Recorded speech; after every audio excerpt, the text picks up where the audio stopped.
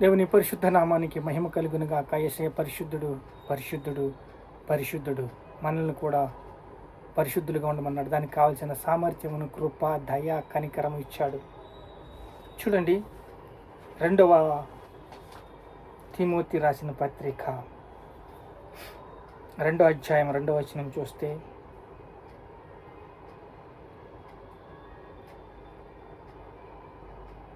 నీవు అనేకుల సాక్షుల ఎదుట నా వలన వినిన సంగతులను ఇతరులకు బోధించుటకు సామర్థ్యము గల నమ్మకమైన మనుషులకి అప్పగించుము. క్రీస్తు యొక్క మంచి సైనికుని వలె నాతో కూడా శ్రమను అనుభవించుము. సైనికుడు ఎవడను యుద్ధముకు పోయినప్పుడు తన దండులో చేర్చుకుని వానికి సంతోష పెట్టువలను కదా. జీవన వ్యాపారంలో చిక్కుకొనవద్దు. దేవుడు చేసిన మేలుని మర్చిపోవద్దు. దేవుని కృపామయుడు, దేవుడు కనికర ఐశ్వర్యవంతుడు. తన మంచి ధన నిధిలోంచి ఆయన మంచి వారికి మంచి ధన నిధిలోంచి తీసి మంచి ధన నిధినిస్తాడు. చెడ్డవారైతే చెడ్డ ధన నుంచి తీసి వాళ్ళు చెడు పనులను చేయడానికి సిద్ధపడతారు. నా కుమారుడా, యేసుక్రీస్తు కృపయందు బలవంతుడు కమ్ము. యేసుక్రీస్తు కృపలో బలవంతుడు కమ్మి ఉంటే నీవు దేవుని పనిని చేయటానికి సిద్ధపాటు కలగ చేసుకుంటావు. చూడండి, దేవుని పని ఎలా చేయాలి, దేవుని ప్రేమను ఎలా పొందుకోవాలి, దేవుని కృపను ఏ రకంగా మనము ముందుకు తీసుకువెళ్ళాలి.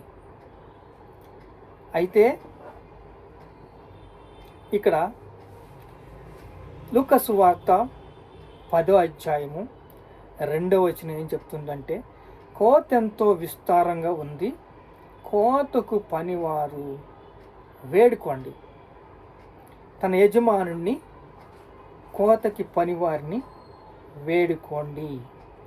అలా వేడుకున్నప్పుడు అనేక మనుషులు మనకి దేవుడిస్తాడు. అనేక మిషనరీలు మనకిస్తాడు. మంచి సైనికుల వలె మనం ముందుకు వెళ్ళాలి. సైనికుడు ఎప్పుడు కూడా కృంగిపోడు. సామర్థ్యము గల మనుష్యునికి అప్పగించుము. మంచి నమ్మకమైన వానికి నీ పని అప్పగించుము. నీ పని మంచి నమ్మకమైన వానికి అప్పగించవంటే, సౌలు దర్శనం చూస్తాడు. సౌలా నన్ను ఎలా హింసిస్తున్నావో అని అడుగుతాడు దేవుడు.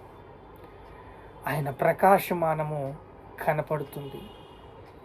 అలా కనపడి అననీయ వెళ్ళి బాప్తిస్మిచ్చి, ఇదంతా ఎందుకు దేవుడు పౌలుని పిలిచాడు?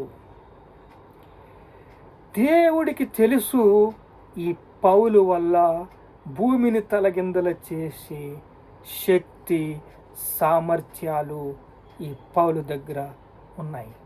పౌలు యొక్క గుణగణాలు మంచివి. పౌలు సువార్త చెప్తే, పౌలు శీల సువార్త చెప్తే రక్షించబడ్డారు. కొట్టేసి వాళ్ళని బండాల్లో బిగించేస్తే, అయ్యలారా భూకంపం వచ్చి అయ్యలారా రక్షణ పొందుటకు మేము ఏమి చేయవలను అని అడిగారు. ఆ రాత్రికి ఆ సైనికుడు కుటుంబము రక్షణ పొంది భోజనం పెట్టి పొద్దున్నే వారిని పంపించారు. ఇప్పుడు దేవుని ప్రకాశము ఎవరి మీదకి వచ్చింది? పౌలు మీదకి వచ్చింది. పౌలు ఎంతమందిని తీసుకెళ్తున్నాడు? ఒక 40 మందిని తీసుకెళ్తున్నాడు. ఎక్కడి నుంచి తీసుకొచ్చాడు? వాళ్ళని చెరసాల నుంచి తీసుకొచ్చాడు. ఈ చెరసాల నుంచి తీసుకొచ్చిన ఖైదీలందరినీ కూడా క్రీస్తు సంఘాన్ని నాశనం చేయాలని వెళ్తున్నారు.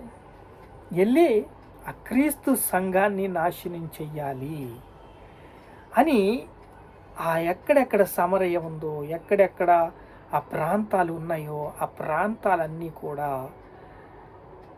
తిరిగి 14 రాష్ట్రాలు యాంటీ కన్విక్షన్ బిల్ వచ్చింది. గుక్క తిరగకుండా ప్రార్థన చేస్తున్నాం. ఒకే ప్రార్థన ప్రార్థన ప్రార్థన ప్రార్థన. దేవుడు మన ప్రార్థన విన్నాడు. ఒక గొజ్జింకతో రాష్ట్రాలని కుదిపేస్తున్నాడు. ప్రభుత్వము దరిద్రం పట్టుకుంది. ప్రభుత్వం నిలబడదు. ఎందుకంటే దేవుడు ఒక గొజ్జింక చాలు దేవుడికి. పునాదుల్ని ఏం చేశాడు? కదిలిస్తే జైళ్ళు పడిపోవాలి కదండి. భూకంపం వచ్చేస్తే ఎంతవరకు నిన్ను శోధించాలంటే ఎంతవరకు శోధించాలో అంతవరకే శోధిస్తాడు. రక్షణ పొందుకున్నారు. ఎవరో పౌలు శీల పాటలు పాడుతున్నారు, దెబ్బలు తినేసి ఉన్నారు, పాటలు పాడుతుంటే ఆ పాటలు ఆ యొక్క అందరికీ మధురంగా ఉంటే రక్షణ పొందుకున్నారు. దేవుడు ద్వారం తెరిచాడు. ఈ 40 మంది కరుడుగొట్టిన దొంగలందరినీ కూడా తీసుకుని వెళ్ళి ఏం చేశాడంటే క్రీస్తు సంఘాన్ని హింసించాలని, క్రీస్తు సంఘాన్ని హింసించాలని, నాశనం చేయాలని ఒక ప్లాన్గా వెళ్తున్నాడు. సంఘమంతా ప్రార్థన చేసినప్పుడు పేతురు ఒక దూత వచ్చి ఇడిపించింది. వీళ్ళు నమ్మారా? వీళ్ళు బాధలు వీళ్ళి. యోహాను చచ్చిపోయాడు.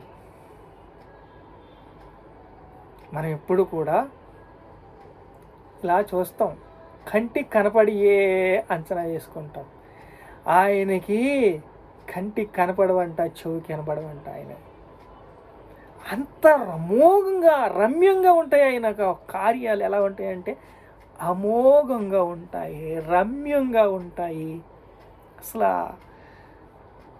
ఒక గొజ్జింకేటండి భారతదేశాన్ని ఎలాగా గడగడలాడిస్తుంది.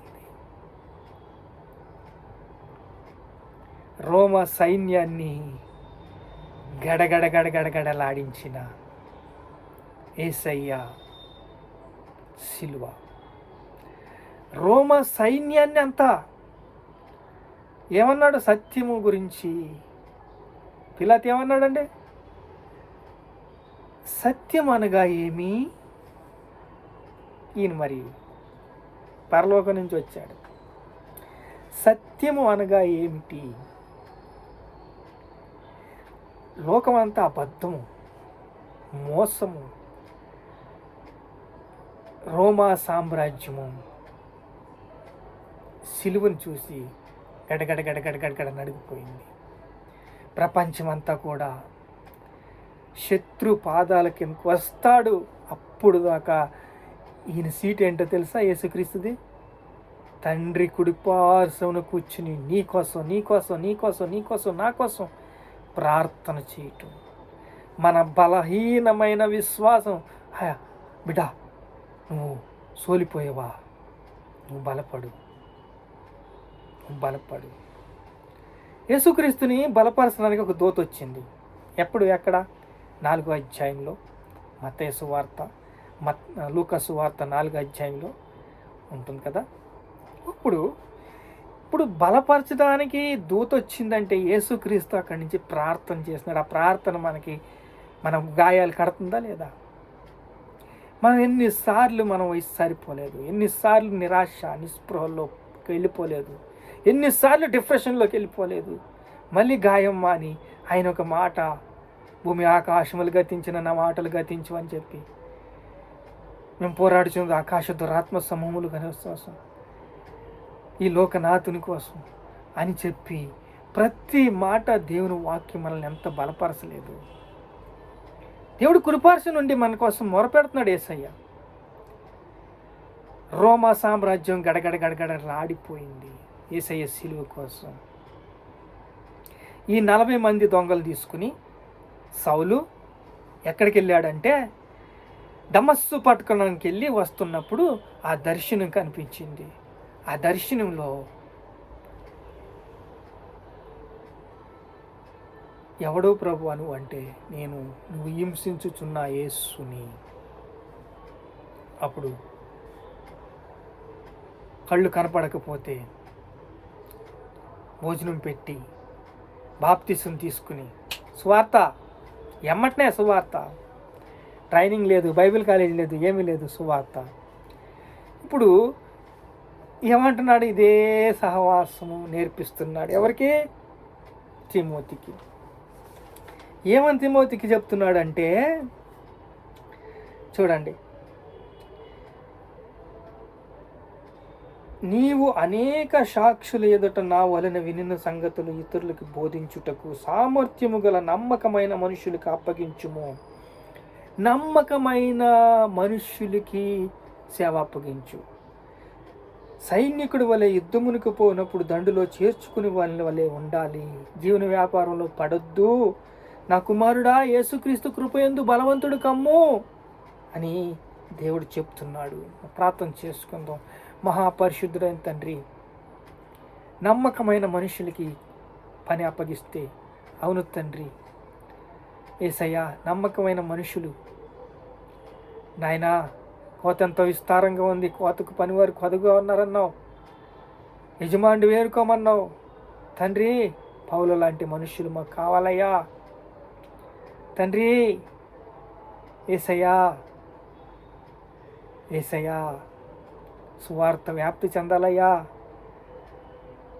తండ్రి. భారతదేశం విస్తారంగా ఉంది నాయన. 14 రాష్ట్రాల్లో యాంటీ కన్విషన్ బిల్లు కొట్టివేయాలి నాయన. విడుదల కావాలి తండ్రి. అయ్యా, ప్రతి పొలిమేరులోను ప్రతి పోలీస్ స్టేషన్లోనూ ప్రభువా ఉన్న క్రైస్తవులు విడిపించబడాలయ్యా. క్రైస్తవ్యాన్ని నాశనం చేయాలని బయలుదేరారు ఒక కొజ్జింకతో నాయన గడగడలాడిస్తున్నావు తండ్రి. ప్రభువా, అవును తండ్రి, నీకు అసాధ్యమైంది ఏది లేదయ్యా. రాత్రికి రాత్రి దర్యావేషు తండ్రి నాయన, ప్రభుత్వం వచ్చేసింది. బెల్షజార్ హతమయ్యాడు ఆయన. అలాగే ప్రభువా, ప్రార్థన చేసింది ఊరికినే పోదు నాయన. నీ కృపలో వర్ధిల్లుతుందయ్యా. మా స్థితిగతులు మమ్మల్ని మేము చూసుకుని కృంగిపోయి కుళ్ళిపోయి కంటే నువ్వు చేసే అద్భుత కార్యాలు కంటి కనపడవు, చెవికి వినబడవు. ప్రభువానికి స్తోత్ర, స్తుతి, మహిమ, ఘనత, ప్రభావాలు యేసుక్రీస్తు నామములో చెల్లిస్తున్నావు తండ్రి. ఆమేన్.